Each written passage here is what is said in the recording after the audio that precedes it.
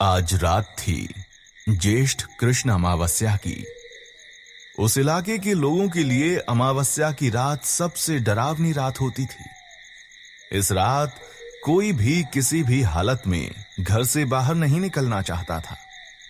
वहीं के एक गांव बलमा टोला, जो कि जंगल के आसपास ही था, रुद्र अपनी शादी के लिए अपनी पुश्तैनी हवेली में आया हुआ था।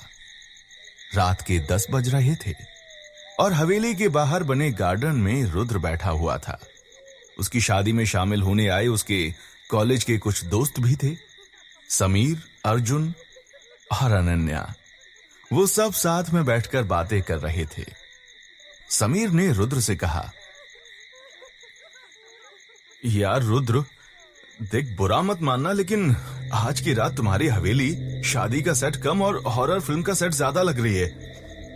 तभी एक हाथ में लोहे का डंडा और हल्दी लगे लोहे के लोटे में पानी लिए राम काका बाहर आए और रुद्र और उनके दोस्तों से बोले, समीर बाबू, आज की रात तो मुझ जैसे बूढ़े को भी डरा रही है यह हवेली, और आप तो ठहरे शहरी बाबू। रुद्र बाबू, रात बहुत हो गई है, मालकिन बोल रही हैं अब तो अंदर आ जाइए। रुद्र ने काका की तरफ देखते हुए कहा, अरे काका, अभी 10 ही तो बजे हैं, थोड़ी देर में आते हैं, माँ को बोल दीजिए आप। रुद्र की बात सुनते ही काका ने लोटे का पानी रुद्र और उसके दोस्तों के चारों ओर मंत्र पढ़ते हुए डाल दिया। मंत्र क्रिया करने के बाद काका ने कहा, अब आप में से कोई भी इस घेरे के बाहर मेरे साथ ही जाएगा, ठीक है? ये कहकर राम काका आसमान की तरफ देखने लगे। राम काका को ऐसे आसमान की तरफ देखते हुए समीर ने रुद्र से पूछा, यार, ये राम काका मूर्ति की तरह आसमान की तरफ क्या देख रहे हैं? रुद्र ने राम काका से पूछा, क्या हुआ काका, आसमान की तरफ किस अप्सरा को ताड़ रहे हैं आप? उसी तरह आसमान की तरफ देखते हुए राम काका ने कहा, अप्सरा नहीं, चुड़ैल, जो आज की रात सबसे ज्यादा ताकतवर हो जाती है। रुद्र ने मुस्कुराते हुए कहा, आप भी चाची जैसी बातें कर रहे हैं। ऐसा कुछ भी नहीं होता है। राम ने लोहे के डंडे पर पकड़ मजबूत करते हुए जवाब दिया, हाँ जरूर, ऐसा कुछ नहीं होता अगर इसी अमावस की रात 18 साल पहले उस औरत को जलाया नहीं जाता। अर्जुन ने हैरानी से पूछा, हाँ काका, मैंने भी सुना है कि यहाँ किसी औरत को जलाया गया था, मुझे लगा कि ये सिर्फ अफवाह है। राम काका ने भी आसमान की तरफ ही देखते हुए कहा, अफवाह नहीं, सच है। और आज अमावस की रात और ऊपर से आसमान में एक भी तारे नहीं दिखाई दे रहे हैं। ये संकेत है कि उस औरत का साया जरूर आज बाहर आएगा। अर्जुन को इस कहानी में बड़ा इंटरेस्ट आ रहा था। उसने आगे पूछा, तो काका, मौसम भी हसीन है, एक काम करो, आज आप उस औरत की कहानी सुनाओ। क्यों दोस्तों, मजा आएगा ना? क्या कहते हो? अर्जुन की इस बात पर राम काका ने आसमान से नजरें हटाकर अर्जुन की तरफ देखते हुए कहा, मजा नहीं, सजा हो जाएगी, और मैं उस रात की कहानी आज नहीं बता सकता। अगर आज मैंने वो कहानी बताई तो देखना, आज वो यहां जरूर आएगी। और सोचो, अगर वो सामने आ गई तो आप क्या करोगे? मेरी मानिए, मालकिन कब से बोल रही हैं, रात बहुत हो गई, अंदर चलिए रुद्र बाबू। राम काका के मना करने के बावजूद अर्जुन ने जोर देते हुए कहा, अरे काका, कुछ तो बताओ, उसे क्यों जलाया गया था? किन लोगों ने जलाया था? और जलने के बाद भी क्या सच में वो किसी को दिखाई दी है? दूसरों की छोड़ो, क्या आपने कभी उस औरत को देखा है? मतलब उस औरत के भूत को? अर्जुन के इन सवालों पर राम काका के माथे पर पसीना आ गया। उन्होंने लंबी सांस ली और बोले,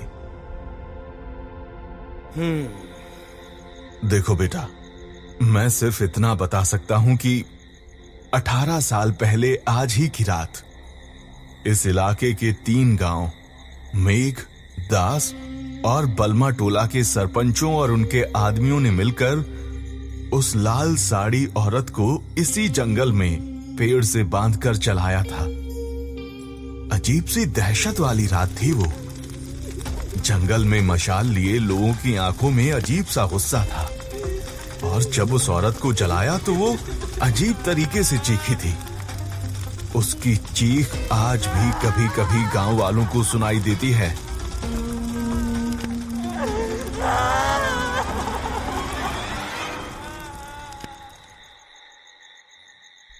राम काका की बात सुनकर अर्जुन ने तुरंत कहा, इसका मतलब यह हुआ काका कि 18 साल पहले आप भी वहां जरूर रहे होंगे, है ना? अर्जुन की इस बात पर बिना कोई जवाब दिए काका फिर से आसमान की तरफ देखने लगे। और इतने में अनन्या ने अर्जुन से कहा, यार मुझे तो ये बड़ी ही इंटरेस्टिंग हॉरर स्टोरी लग रही है, मैं पानी की बोतल लेकर आती हूं। हाँ, ये कहते हुए अनन्या उठी और घर के अंदर चली गई। राम काका ने आसमान की तरफ देखते हुए ही कहा, आपको पता है रुद्र बाबू, मेघ गांव में एक बिरजू नाम का आदमी रहता था। कहते हैं वो हमेशा रात को अपने खेतों की रखवाली करता था, लेकिन ऐसी ही अमावस की रात की सुबह उसके खेत में उसकी जली हुई लाश मिली और साथ में पूरा खेत भी जल चुका था। कहते हुए राम काका ने अपनी गर्दन घुमाई और अर्जुन की तरफ देखते हुए बोले, और ये सब उस जलने वाली रात के ठीक 1 महीने बाद, यानी उस औरत की मौत के बाद पहली अमावस को हुआ था। मतलब ये सब उसी औरत ने किया था। राम काका ये सब बता ही रहे थे कि तभी एक जोर से चीखने की आवाज आई।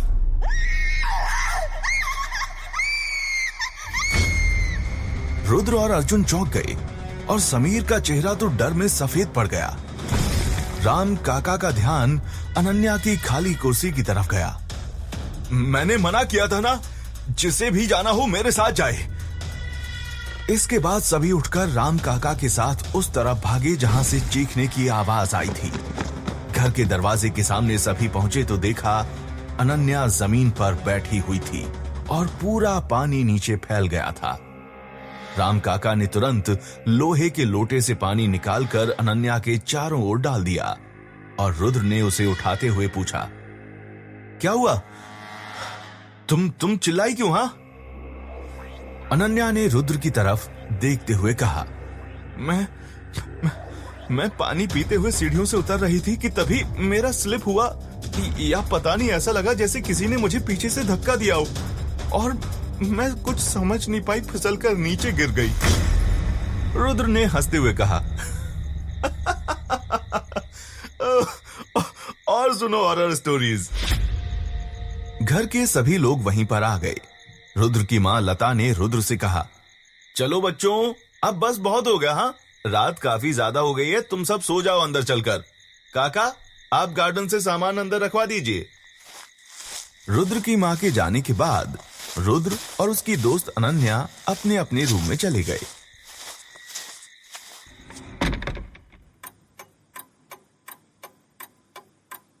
रात के 12 बजे तक सब सो चुके थे, लेकिन रुद्र आधी नींद में बार बार करवटें बदल रहा था। उसके माथे पर पसीना था। बंद आंखों से वो देख रहा था कि वो एक सजे कमरे में दूल्हे के ड्रेस में खड़ा था। उसके सामने एक सजे हुए बेड पर मुंह ढककर एक लड़की थी जो कि दुल्हन के लिबास में थी। आगे उसने जो देखा उससे उसके माथे पर पसीने की और बूंदें बढ़ गईं। रुद्र के बाएं हाथ में एक चाकू था। तभी उसे पायल की छन छन सुनाई देने लगी और किसी औरत की फुसफुसाती हुई आवाज उससे कह रही थी, मार दे उसे, मार दे उसे। रुद्र को लग रहा था जैसे कोई उसके चाकू वाले हाथ को पकड़कर उसे उस दुल्हन की तरफ खींच रहा था। ये क्या हो रहा था?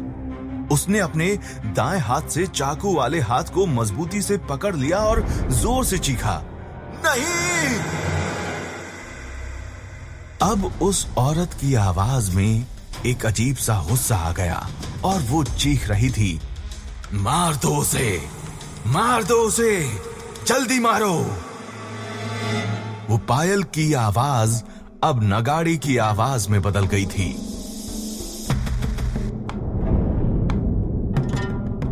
रुद्र नींद में छटपटाने लगा और उसने पूरा जोर लगाकर अपनी आंखें खोली तो उसे महसूस हुआ कि वो पूरी तरह से पसीने में भीग गया था। उसके बाल बिखरे हुए थे। तभी फिर से धम धम धम की आवाज हुई और उसे एहसास हुआ कि कोई उसकी हवेली का दरवाजा पीट रहा था। रुद्र अपने कमरे से निकलकर दरवाजे की तरफ बड़बड़ाते हुए जाने लगा। सिर्फ अनन्या पर ही नहीं, लगता है मेरे ऊपर भी हॉरर स्टोरी का इफेक्ट होने लगा है। फिर वो घड़ी में देखते हुए खुद से कहता है, रात का 1 बज रहा है, इतनी रात को कौन आया है? तभी एक बार फिर से दरवाजे पर ठक ठक की आवाज आती है। रुद्र को समझ नहीं आता कि आखिर इतनी रात को कौन हो सकता है। वो अपने चेहरे के पसीने को हाथ से ही साफ करते हुए दरवाजे के पास जाता है और जैसे ही दरवाजा खोलता है वो देखकर हैरान रह गया। सामने उसकी एक्स गर्लफ्रेंड तन्वी खड़ी हुई थी। रुद्र ने गहरी सांस छोड़ी और तेजी से बोला,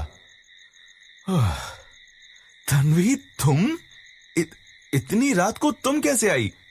मेरा मतलब तुमने ना किसी को कॉल किया ना कुछ और मैं तुम्हें एक्सपेक्ट ही नहीं कर रहा था। बता देती तो मैं तुम्हें स्टेशन पर पिकअप करने के लिए आ जाता।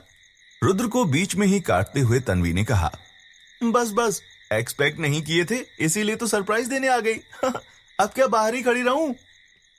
दरवाजे को पूरा खोलते हुए रुद्र ने कहा, ओह आई एम सॉरी, दरअसल तुम्हें इतनी रात को देखकर मैं हैरान रह गया। तन्वी ने घर के अंदर आते हुए पूछा, बाकी सब आ गए? रुद्र ने कहा, हाँ बस पीयूष नहीं आया है, सब फर्स्ट फ्लोर पर सो रहे हैं, तुम भी वहीं जाकर फ्रेश हो लो, फिर बात करते हैं।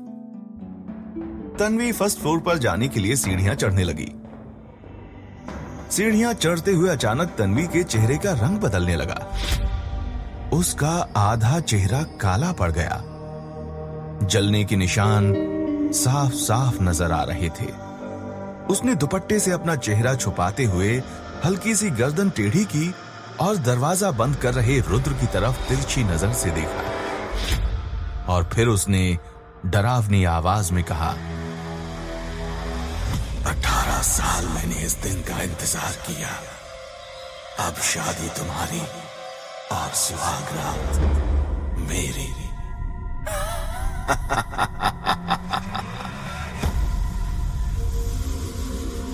ये वो तन्वी नहीं थी जो रुद्र के सामने कुछ पल पहले खड़ी थी। ये तो कोई और थी।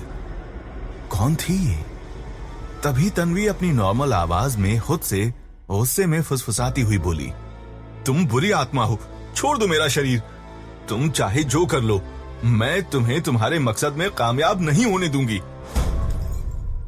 उस आत्मा ने तन्वी से गुस्से में कहा, 18 साल से इंतजार कर रही हूं इस सुहाग रात का। मैं इसे कैसे छोड़ दूं? हाँ? सुहाग रात तो होकर रहेगी और तुझे ये करना ही होगा। तन्वी ने थोड़ा सा गुस्से में कहा, मैं कुछ नहीं करने वाली, समझी? कुछ नहीं मतलब कुछ भी नहीं। तन्वी सीढ़ियां चढ़कर फर्स्ट फ्लोर पर पहुंची ही थी कि तभी अनन्या से उसका सामना हो गया। अनन्या ने उसका सामान लेते हुए पूछा, तन्वी ये तुम क्या बड़बड़ा रही हो? हाँ, क्या कुछ नहीं करने वाली? तुम ठीक हो ना? उसी वक्त अर्जुन भी पीछे से आ जाता है और तन्वी से कहता है, ए तन्वी यार, तुमने तो सरप्राइज कर दिया।